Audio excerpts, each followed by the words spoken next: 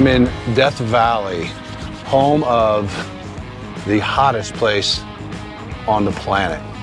I'm here at the Moto Dusty Lizard, which is 3 days of riding, hanging out, eating, music, all that stuff.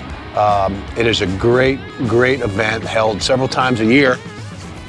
And you know, honestly, the crew at Moto are about the only ones in the industry that would even think to have a event in a place like this. It's so desolate. But it's been a fantastic trip. It's hot. It's hot out here. It's way hotter than the average. It should be around 75 to 80 degrees out here right now. And it's been about 106, 107 down in the valley itself, about 99 to 100 up here at the campsite where we are at just outside of Beatty, Nevada. If you haven't been to Death Valley before, it is a really expansive national park that has a ton of great riding, great adventuring. There's hiking, there's mountain biking, you know, not so much when it's 110 degrees out, but otherwise there's so much to see out here, not only in the national park, but in this general area. It's really just fantastic. But that being said, was it worth packing up my gear, loading up the bike, and driving 900 miles to go ride motorcycles in the desert? Well, you might be a little bit surprised at the answer to that question.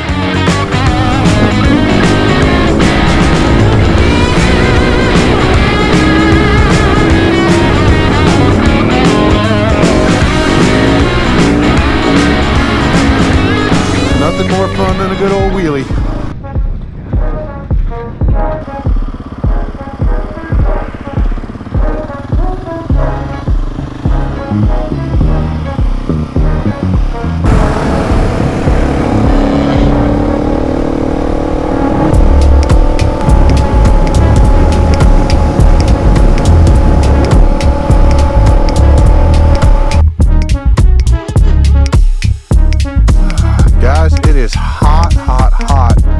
Here in Death Valley. We are on our way to Furnace Creek.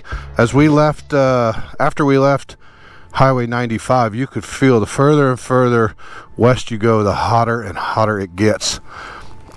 And it's good and hot right now. I'd say what, probably 95. And it's 9 o'clock-ish in the morning.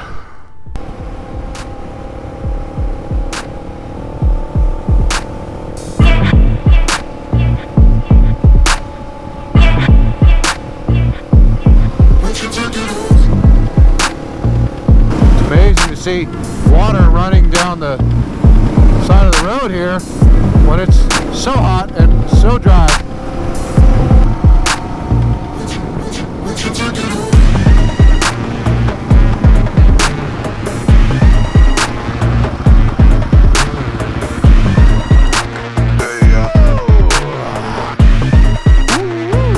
So gas up and then head to Badwater and then come back, right? Yeah. Get in there, get out before it gets too hot. Off to Badwater Basin.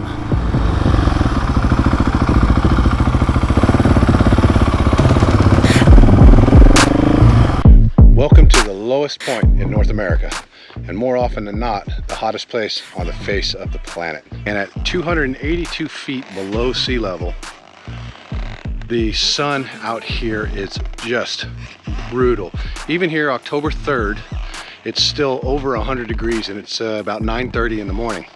And as you can see, there is no shade to be found anywhere for miles and miles out here.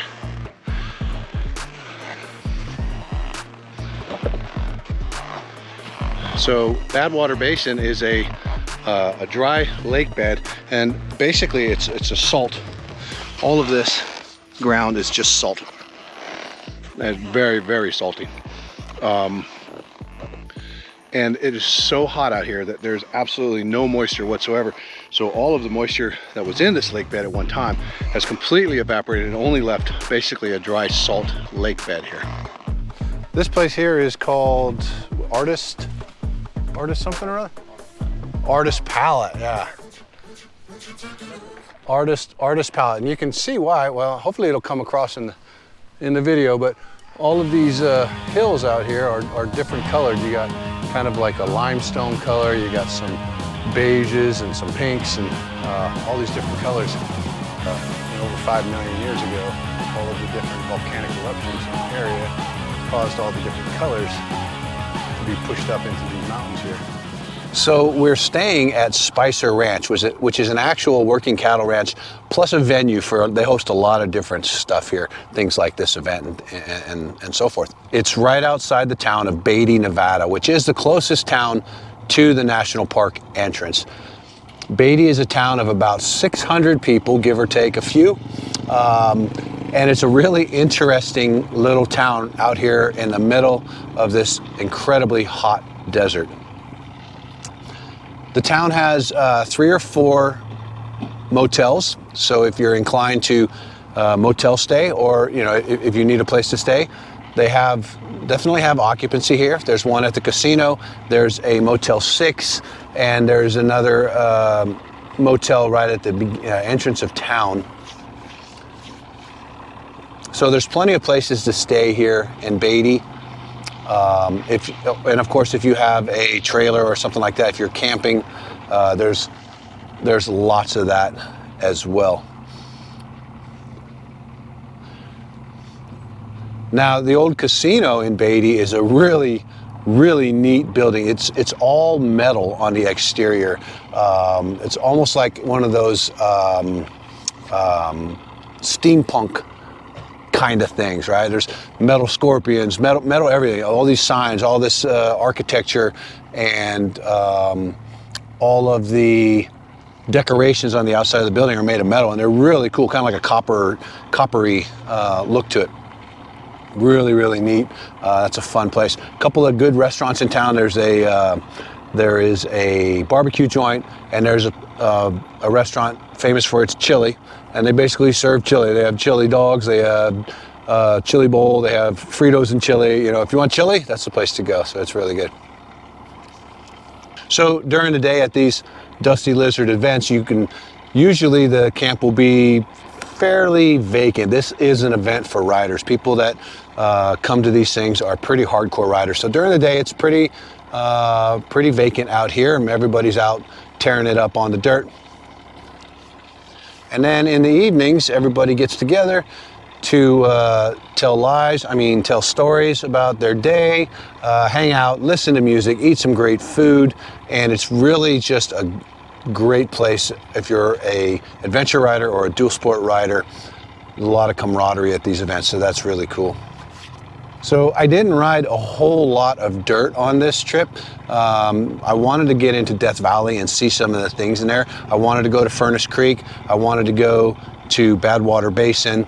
We went through Artist Palette Lookout, which was another fantastic ride. The first thing we did was we rode into Furnace Creek, got some gas, because it was about 50 miles from here. Well, maybe about 70 miles from here into Furnace Creek the way we went. So we definitely needed to top up on some fuel. Then we made our way down to Badwater Basin. And when we left Badwater Basin on our way back to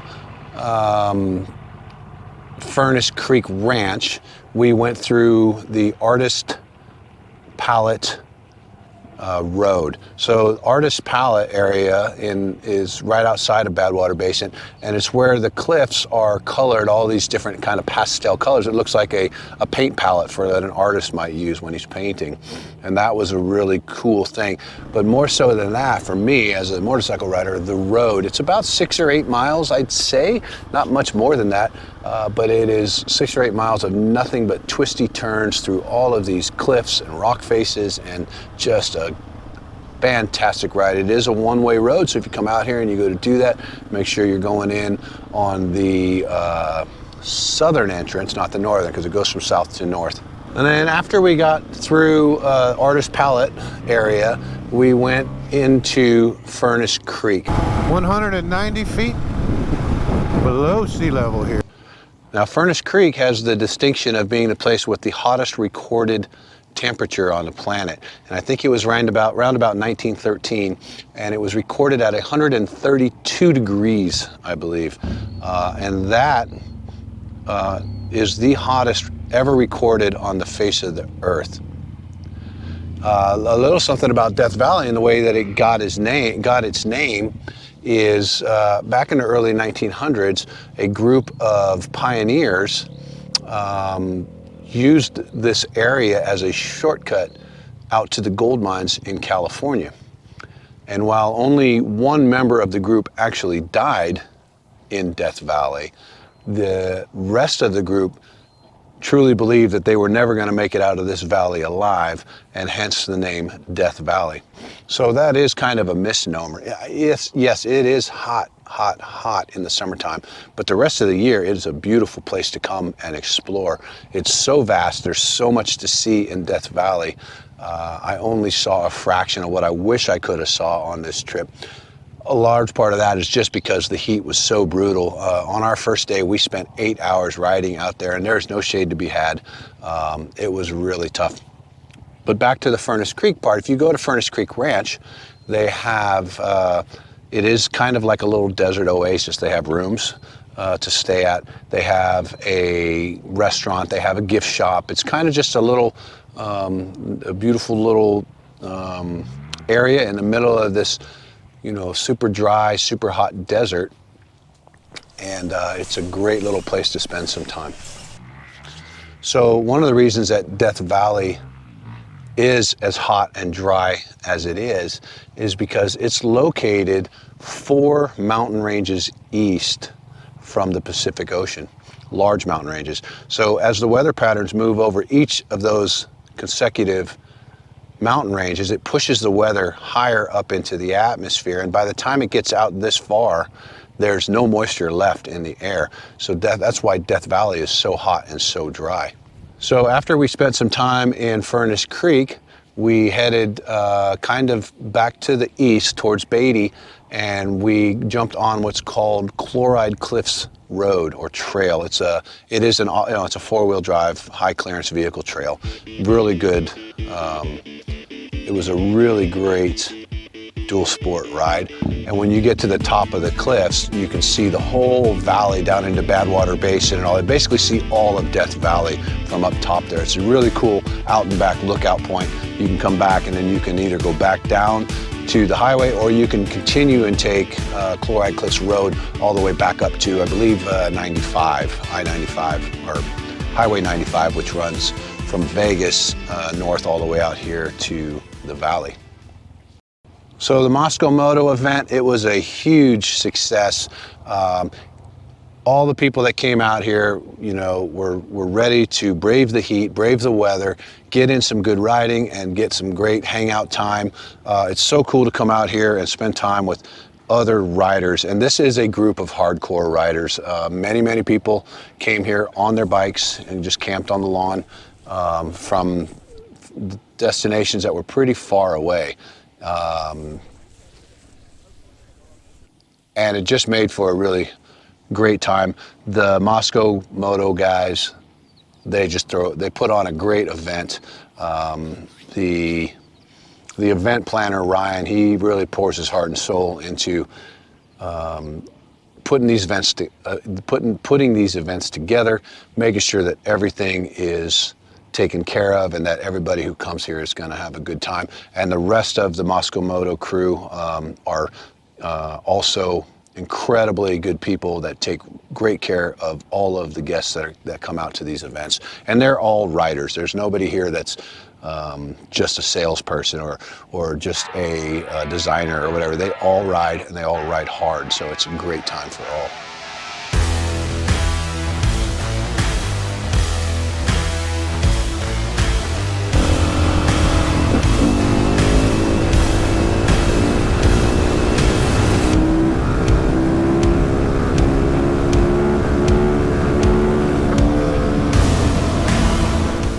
So anyways, you know, it's Sunday afternoon. The event has come and gone. Now it's time to pack up and start heading back home, unfortunately. Wish you could just do this forever, but that's just not how it is. So I'm packing up the truck, gonna load the bike back up here in a few minutes and start making my way back to Denver.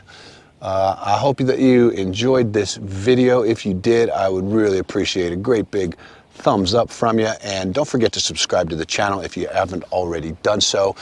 You can really be a part of growing this channel into something great, which is where I'm headed with it. I hope to just inspire people to ride, and in order to do that, I need to get these videos out there and get them seen by anybody who can see them, and hopefully we'll start to grow this community of dual sport and adventure riders, and it just gets better and better every year. So again, thank you for watching the video. I hope you have a fantastic rest of your day, and I hope to see you out riding on the road someday. Take care now.